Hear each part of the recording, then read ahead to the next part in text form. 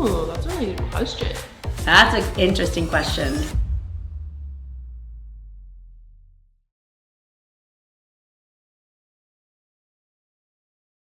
Do you want me to say the school too?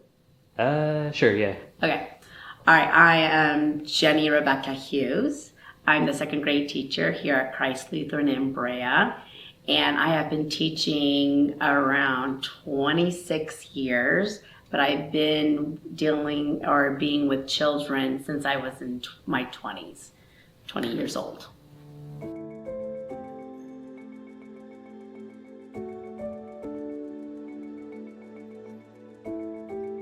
Hi, I'm Annalyn Grass. I am an 8th grade homeroom teacher, but I teach middle school at Christ Lutheran Brea, and this is my 5th year teaching.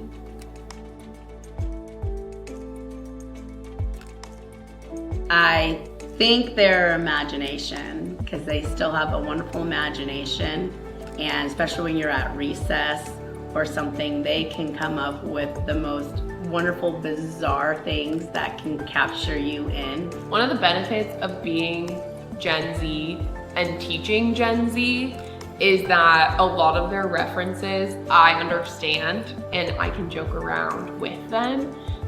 So that is something that's always funny. They will like make references to pop culture that I find amusing.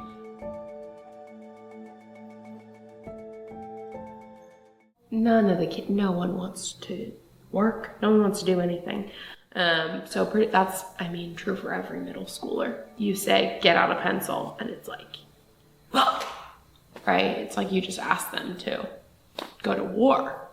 A lot of the children are soft-spoken, and I can't hear it. They're very shy when it comes verbally, which was a different experience for me because usually they're outgoing, they want to express their thoughts really loudly. I have a couple of them there, but majority of the time they're very soft-spoken and very shy when they're giving answers or when they're presenting reports and things like that. I think they've changed dramatically because of technology, which you hear quite often. Technology is a fast-pacing, and so as a teacher, you feel like you have to be an entertainer along with being a teacher because they're used to that fast pace, and you need to think of things to grab their attention. I would say now, I don't feel like my first couple years teaching, I would give kids breaks to stretch and stand, whatever, because they would get a little bit restless. But now, I feel like I can't go 30 minutes without giving my kids a break because they cannot focus. They do not stop talking. They are fidgety, they can't focus for long periods of time.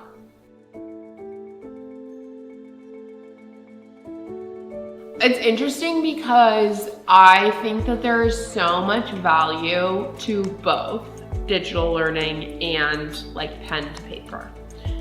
I think that in a lot of ways, digital learning makes a lot of content accessible that is not otherwise accessible, right? So for example, in my literature units, in my novel studies, a lot of kids struggle with reading comprehension, but with their computer, they're able to listen to an audiobook, and that allows them to help them process in a new way. And so that's something that I think is great, a great benefit, right? I love to use technology in that kind of a way. However, obviously with technology, there's also a lot of challenges, right? It's so much easier to copy and paste, to put it into an AI source, right? ChatGPT, whatever. And if you have pen to paper assignments only, right? I'm thinking, for example, math, right? Even if you're gonna use technology and cheat, at least you have to write your answer down at the end of the day, right? But when it's technology, you are putting in quite literally zero effort. Well, with second grade, we still do a lot of paper, thank goodness, because I believe writing is a fine motor skill, which a lot of children don't have anymore. And even in second grade, we actually do cursive as well for a fine motor skill, and that's a lost art. The technology, we used to have Chromebooks in the classroom for every single student, and now we don't. We just do have a few here and there. So it's not as big of a burden on us of trying to watch for them or trying to make sure they're on the sites that they're supposed to be. So in second grade, thank goodness, we do majority of ours with paper and pencil. I think vacations. They think that they have vacations like their summer breaks. Well, we might have a summer break, but a lot of teachers have to have a second job because we don't get money during those breaks, those summer breaks. And I think that's a misconception that the teachers are on a break even during Christmas break. We might not have children, but we're still working. We still come into our classrooms. We still grade papers. We still make sure the grade book. We're still answering emails. I think a lot of people think that teaching is a job that a lot of people get because it's easy, because you have summer off and you have winter break and spring break. But I think what people don't understand is that like the emotional investment that you put into your job is so high that it's not even like you are getting a break. It's you're literally getting a chance to breathe for the first time in like months. Yeah, I mean, I don't really know many teachers, if any, that went into it for the fame and glory and money. Usually they go into it because it's something that they love doing and feel passionate about.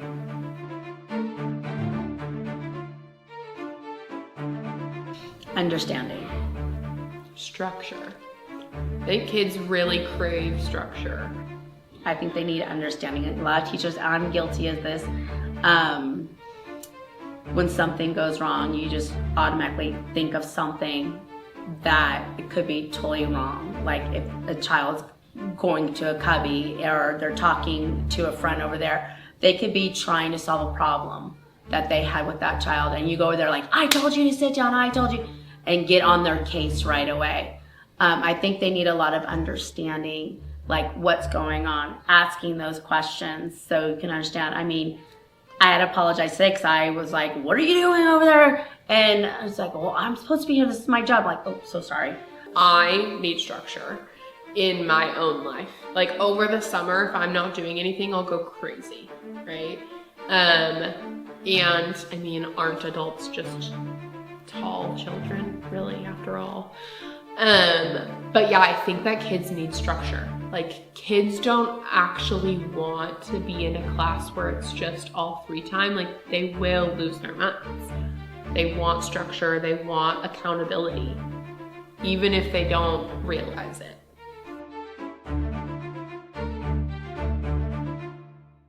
Teaching is a calling. And yes, you're not going to earn big bucks. Don't even think about that. But teaching is a calling, and you have to have great patience. You have to have, like I said, understanding, not with the students, but also with the parents. And I think, especially since when I first started teaching, it was difficult because you think you know everything because you learned everything in school, and it's an eye-opening, like you don't know anything. And even today, it's like I don't know everything, even though I've been teaching over 20 years. I think that a lot of older generations think of the younger generations as being a bunch of pansies and being weak, and they have no resilience.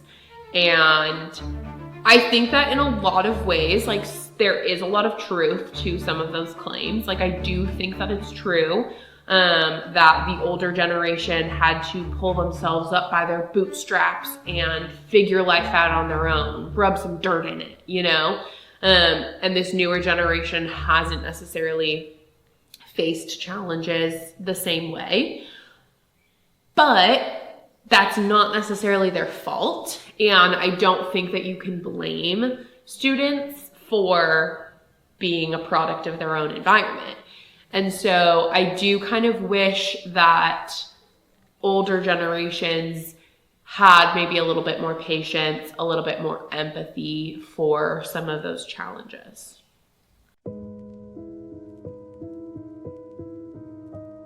Kids care a lot, and I think that especially these generations, I feel awful for these kids that are growing up with the news at their fingertips. It sucks. I can't handle it, and my frontal lobe is fully developed, right? So I can't even imagine what it would be like to have access to so much information at such a young age. And that is really, really horrific.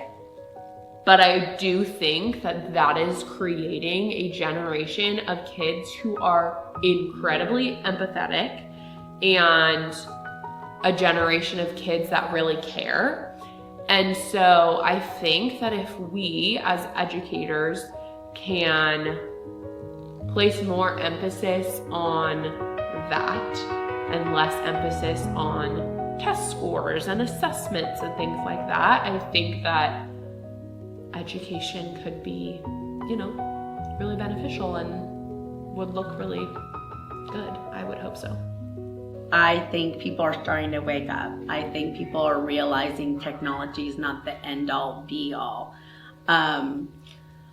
I think it was around 8 years of get rid of the textbooks. You can do everything on online and on the computer, and then we're realizing that is not the best way.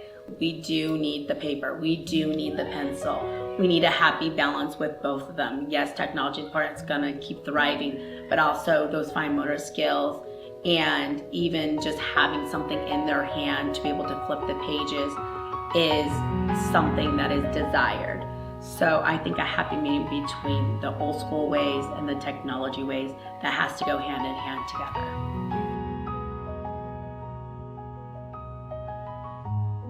They really need somewhere to be hands-on, and they, especially with the grade level that I have, they need a role model. They need that mentor. They need hugs. Especially my kids, they need hugs. They need a person there that's gonna say, you're all right, you can do this, and guide them of how to do it on a face-to-face, not a screen to screen. That's not how a child develops in a well environment, especially with learning. Number one, I think it taught me and it taught families that teachers are really important. I think people realize oh yeah, that's a really important job. We need them. It definitely taught me that students, the community of school is so important, and school is about so much more than learning your math facts and reading a book, right? School is about relationships. It's about a classroom community, and without that, it's meaningless, right? And it would be easier for me to list the things that a teacher is not than to list the things that a teacher is, because a teacher is an educator, but a teacher is also a caregiver and a parent and a therapist and a friend and a set of loving arms and a comedian and a performer. There are so many roles that teachers fill. I could probably go on forever, but I also think that, the definition of what is a teacher, it's up for interpretation, right? Because a good teacher is going to fill lots of roles and wear lots of hats that go beyond just the surface of their subject area. A teacher is someone who loves being around children of any age. A teacher is someone who is willing to go the extra mile to make sure that, to do their best to make sure their children are going to succeed. And if not, then they need to be able to develop ways of how to help that child and as they move on further. A teacher is someone who has patience and kindness, but yet a firm hand so they don't get run over as well.